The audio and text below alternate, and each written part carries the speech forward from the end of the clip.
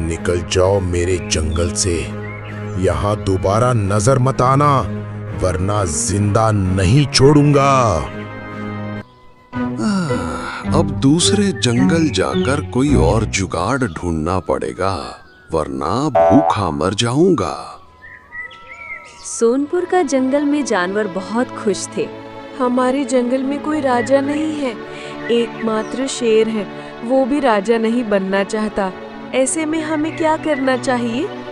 जंगल में कानून व्यवस्था बनाने के लिए हमें कोई राजा तो चाहिए ही। ऐसे में जंगल में अपराध बढ़ सकते हैं। हो सकता है कि शेर सिंह अपने आप को राजा बनने योग्य ना समझता हो।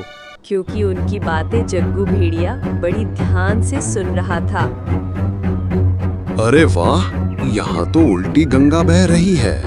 इस जंगल में तो एक भी राजा नहीं है। इसका मतलब है कि यहाँ मैं अपनी चालाकी से यहाँ राज कर सकता हूँ। इससे पहले उस शेर के बारे में पता करना पड़ेगा। भेड़िया शेर के गुफा के पास पहुँचा। शेर सिंह, आप राजपाट क्यों नहीं संभालते? जंगल को नए राजा की आवश्यकता है। ऐसे में आप यूं डर के मारे छुपे रहेंगे तो कैसा चलेगा? गधे, मैंने इस पद के पीछे कई साजिश देखी है। मेरे कई पूर्वज मारे गए हैं। अब मैं मरना नहीं चाहता।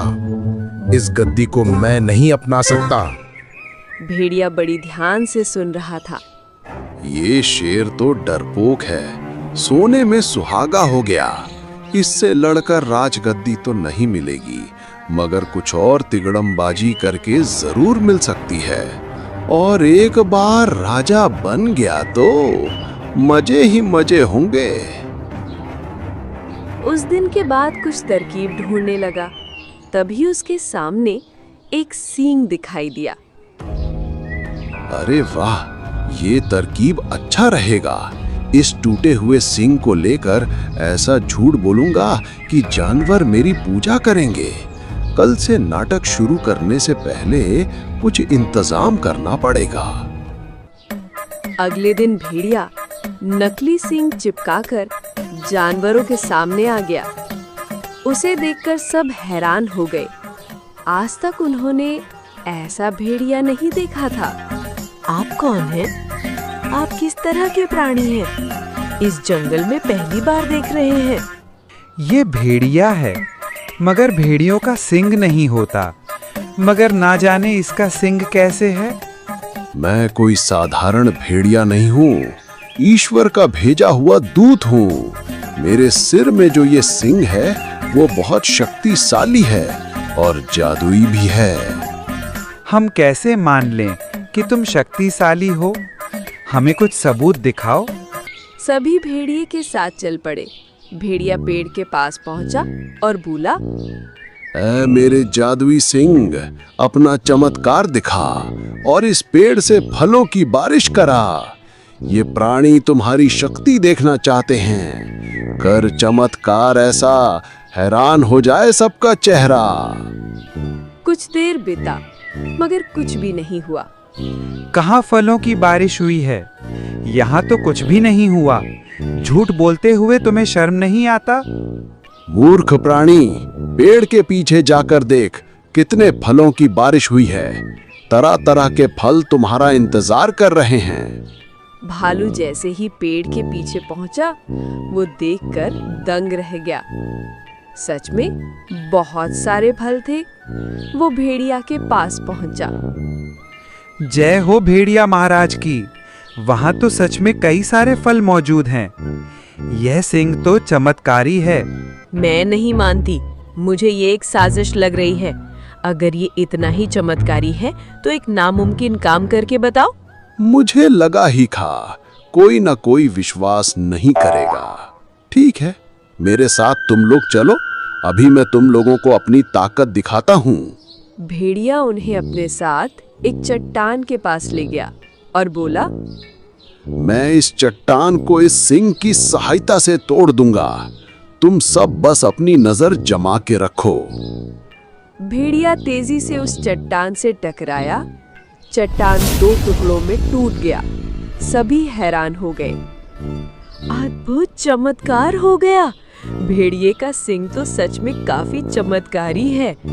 जय हो भेड़िया महाराज की। आपके कदम इस जंगल में पड़े, हमारा तो कल्याण हो गया। मैं ये भी जानता हूँ कि इस जंगल में कोई राजा भी नहीं है, इसलिए मैं राजा बनना चाहता हूँ। क्या आप सब मुझे राजा बनाएंगे? बिल्कुल, आप जैसा ताकतवर शक्तिशाली प्राणी इस जंगल में राज करना ही चाहिए। मैं और हमारे जानवर आपको जरूर राजा बनाएंगे। ये बात गधे के पास पहुंचता है। वो तुरंत भेड़िए के पास जाने लगता है। तभी उसे रास्ते में एक बैल नजर आता है।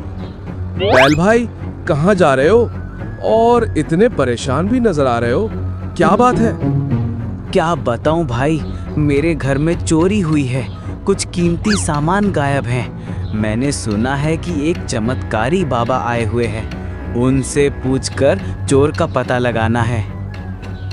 गधा और बैल भेड़िए के पास पहुंचा। भेड़िया महाराज की जय हो। मैं एक समस्या लेकर आया हूँ। मुझे तुरंत उसका निवारण चाहिए। तुम्हारे घर चोरी हुई है, मुझे सब मालूम है। और तुम जानते हो जिसके साथ तुम आए हो वही चोर है। ये गधा ही चोर है। मैंने चोरी नहीं की, मैं चोर नहीं हूँ। ये भेड़िया झूठ बोल रहा है, ये ढोंगी है।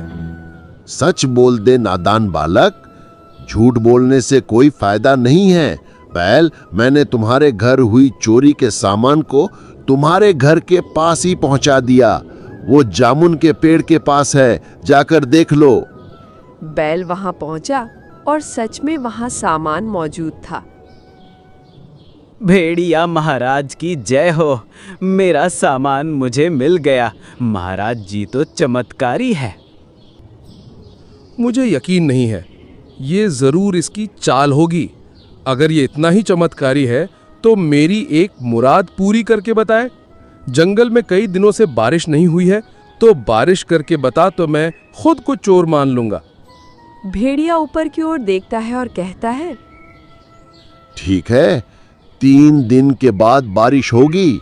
अगर बारिश हो गई तो तुम चोर साबित होगे और इस जंगल को छोड़कर चले जाओगे। गधा शर्त मंजूर कर लेता है और तीसरे दिन का इंतजार करने लगता है। सब प्लान के मुताबिक ही हो रहा है। अगर तीसरे दिन भी बारिश हो जाएगा तो मजा आ जाएगा। मुझे यकीन है बारिश जरूर होगी। ठीक तीसरे दिन भारी बारिश हो गई। देखा, मैंने सच बोला था। अब गधा को इस जंगल से जाना होगा। भक्तगणों, इसे जंगल से बाहर कर दो। गधा मुंह लटकाए शेर सिंह के पास पहुंचा। गधे ने सारी बात बताई। इसमें तो बहुत बड़ी चाल नजर आ रही है। अचानक एक भेड़िया हमारे बीच आकर चमत्कार करने की बात बोलकर सबका मन मोह लिया और राजा भी बन गया। हमें कुछ करना चाहिए।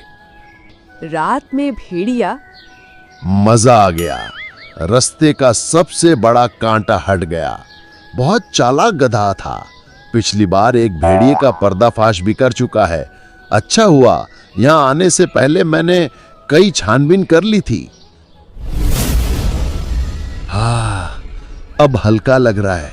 कितना वजनदार है, मगर जो भी है, इसके जादुई वाली झूठी बातों से सबको यकीन हो गया कि मैं कोई चमत्कारी हूँ। गधा ये सब देखकर दंग रह जाता है। अगले दिन भेड़िया सबको ज्ञान दे रहा था। तभी शेर सिंह भागते हुए आया। भेड़िया महाराज, गधे ने दुश्मन जंगल के जानवरों के साथ हमला बोल दिया है और वो आपका सिंग लेने आ रहे हैं। तभी गधा वहां पहुंचता है। उसके साथ बाघ चीता की फौज होती है। ये रहा वो चमत्कारी बाबा। इसका ये सिंग बहुत ताकतवर है। हमें बस वही चाहिए। इनके एक इशारे में इनका ये सींग तुम्हारा काम तमाम कर देगा। साथियों, आज जो भी हो जाए, हमें वो सिंग चाहिए ही चाहिए। दुष्ट गधे, तुम हमारे महाराज को ललकार रहे हो। भलाई इसी में है कि तुम वो सींग मुझे दे दो। अभी भी वक्त है, चले जाओ यहाँ से। भेड़िया डर से कांपने लगा। सिंह तो जादुई नहीं था।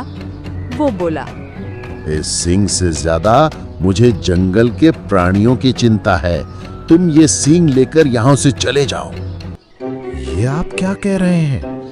आप उन्हें सींग दे रहे हैं? अच्छा, मैं समझ गया। ये सींग आपके सिर में रहता है तभी काम करता है, अगर कोई निकाल दे तो काम नहीं करता। मेरे पास इसका भी उपाय है। साथियों, इसका सिर ही उखाड़ दो। इससे सींग टूटेगा ही नहीं और उसका जादुई ताकत भी बची रहेगी। ये बेवकूफ को वजह से मेरी गर्दन अलग होने वाली है। हे भगवान, अब क्या करूं? अगर सच बोला तो ये जानवर मुझे मार डालेंगे और झूठ बोला तो ये गधा मेरा सिर अलग कर देगा। गधा और उसके साथी आगे बढ़ने लगे। उनके आगे बढ़ते ही भेड़िए ने सींग निकालकर रख दिया। रुक जाओ, ये सींग नकली है, इसमें कोई जादुई शक्ति नहीं है। प्लीज मुझे छोड़ दो, मेरा सिर मत अलग करो। झूठ बोल रहा है। इसी सींग ने बारिश करवाई है, फल गिरवाए हैं और तो और बड़ी बड़ी चट्टान भी तोड़ी है। इसे दोबारा इसके सिर में लगा दो और फिर इसका सिर उखाड़ दो। बस कर भाई, क्यों मेरे सिर के पीछे लगा हुआ है? वो सब एक प्लान था। मैंने पहले से ही फल बिखेर दिए थे। चट्टान बहुत ही कमजोर थी, पहले से 2 हिस्सों में कर चुके थे और मुझे मौसम की जानकारी रहती है, कब बारिश होगी या नहीं मुझे इसका अंदाजा होता है। बस यही सब करके मैंने चाल चली। तो ये सब भी हमारा प्लान है। मुझे मालूम था तुम कोई ढोंगी हो। बस मुझे किसी तरह इन सब के बारे में पता करके जानवरों को समझाना था, मगर तुमने खुद ही सब बोल दिया। भाइयों, देखिए इसे, जिसे आपने अपना राजा बनाया वो जितना बड़ा ठग है। सारे जानवर मिलके उसकी खूब धुलाई करते हैं और हमेशा के लिए जंगल के बाहर छोड़ आते हैं।